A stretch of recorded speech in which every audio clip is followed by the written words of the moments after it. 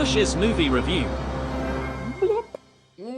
Welcome everyone to this YouTube exclusive standalone episode of Kush's movie review, where Kush, once again, one by one, reviews every single movie that is up for the Best Picture award at this year's Academy Awards / Oscars.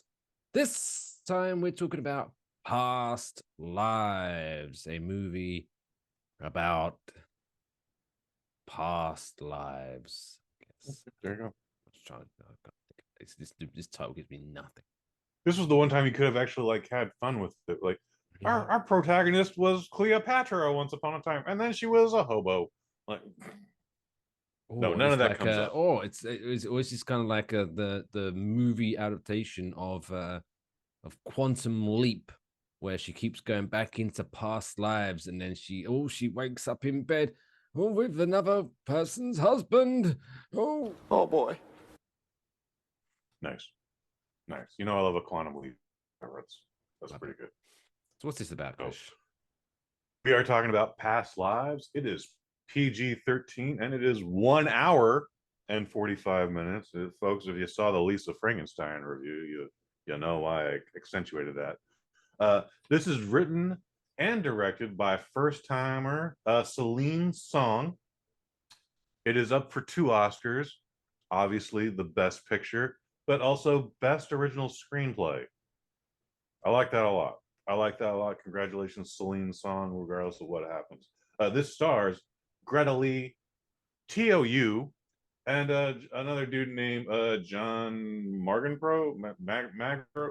I really need to write these letters bigger if I'm going to wear sunglasses, guys. Come on. This is a movie about 2 kids who were friends in, I'm guessing, South Korea, but we just say Korea.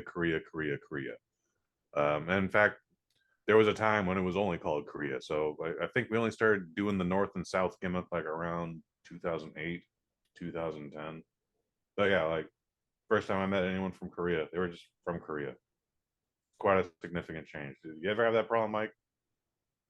No. Okay. Interesting. Well, anyways, they these 2 kids, they're schoolmates, they're best friends, they walk each other home every day. And unfortunately, at the age of 12, Greta Lee's parents are like, we got to leave Korea. Shit's just falling apart. They don't even get into the why. They're just like, we're leaving Korea, and because you're 12, you don't have a say in it, so we're just going. They end up immigrating to Canada, and about 12 years pass. Like these 2 kids just lose touch, and then about 12 years pass, and then they find each other on Facebook. They do the whole Zoom thing. They actually kind of end up in a long distance relationship, but time goes on so long and the distance is so far. She ends up in New York City finally. He's still back in their hometown, wherever they are in Korea. It's not, maybe it's Seoul. You have to forgive me, people. But eventually they're like, hey, Greta Lee's got this, she's got ambition, she's got drive, she's a writer, she wants to win a Nobel Prize, and then she wants to win a Pulitzer Prize, and then she wants to win a Tony. But she's got career goal focus. And going back to Korea, as much as she wants it, it's not possible for at least a year minimum. And I think this dude's a dumbass. He's like, I want to learn how to speak Mandarin, but the program I'm in college, it'll be a year and a half before I'm able to go to New York and visit. And it's like, you asshole.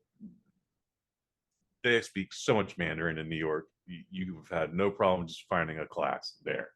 So that botches things. And then another 12 years pass. And then over that 12 years, they both have other relationships. She's actually in a very healthy marriage. He's kind of getting out of an unhealthy relationship, and it's a lot of economic problems. He just has a regular lower middle class job. That means he still lives with his parents. It's not very attractive to the opposite sex. And so he's going through his thing. But again, they have this whole thing where, they're trying to reconnect, and is this a thing, and blah blah blah. By the way, the husband is just sitting on the sidelines, just watching this, and very consciously watching this to the point where it's like, well, I mean, do you want to leave with this guy? It gets into the whole thing. By the way, his character I think is the bravest dude in the world because he's just like, you're supposed to just walk him to the Uber, but you may never come home. Fucking hell. Anyways, this is a beautiful movie. I enjoyed the hell out of it. Do I want to go rushing back to it? No. But I would absolutely love to see more of Celine Song after this. Again, writer, director, first time getting nominated for Best Picture and Best Screenplay. Very much looking forward to seeing what this is. I know this is an American production, and I think maybe at most a Canadian co-production. However, half of the movie is in Korean, so be prepared to read. It's okay, folks. I know you have a problem with it, but it's beautiful. It's a beautiful movie. It's a beautiful story. You like all the characters. You like all the characters, which is very important. For 105 minutes, yeah, this is what we used to call a slow burn. It does not move very fast, but every minute is necessary to the point where I kind of want to know more. Like, yeah, the best case scenario, I'm giving this a 4 out of 5. Again, not sure I ever want to see this movie again, but I want to see more from the artist behind it. So yeah, that's my review of Past Lives, 4 out of 5. For whatever reason, my local theater didn't pick it up. They showed me trailers for this. I saw it at least twice.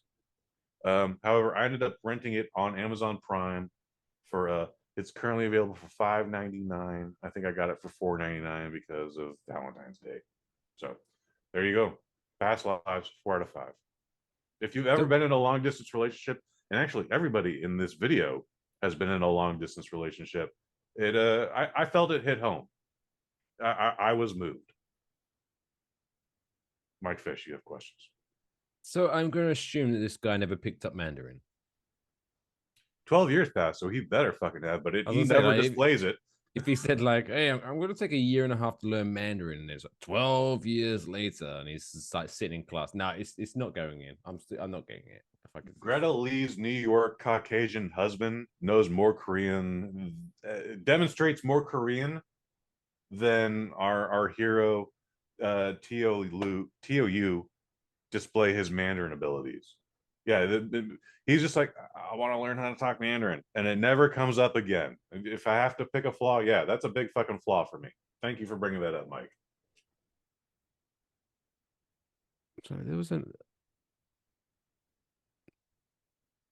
No, this is a different movie I'm thinking of, so I'm not gonna bring it up. But yeah.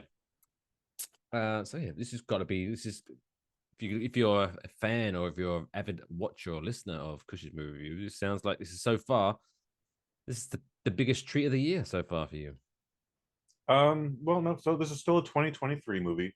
I wish I could have saw Oh, this in theaters. It was absolutely, we only watched this a couple hours ago, but yeah, I was invested the entire time. I wanted to know more. I enjoyed the characters, themes of fate and destiny, and lots of just thoughts of like, well, what if we hadn't met that one day? Like, where would you be now? Like questioning purpose. It's a very deep movie, man. Like, again, I think you would like it. I'm absolutely positive Mrs. Fish would love it. And yeah, again, if you've ever been in a long distance relationship, for better or worse, I think everyone would understand what's happening in this film. tough, but I feel it makes you stronger. You're right.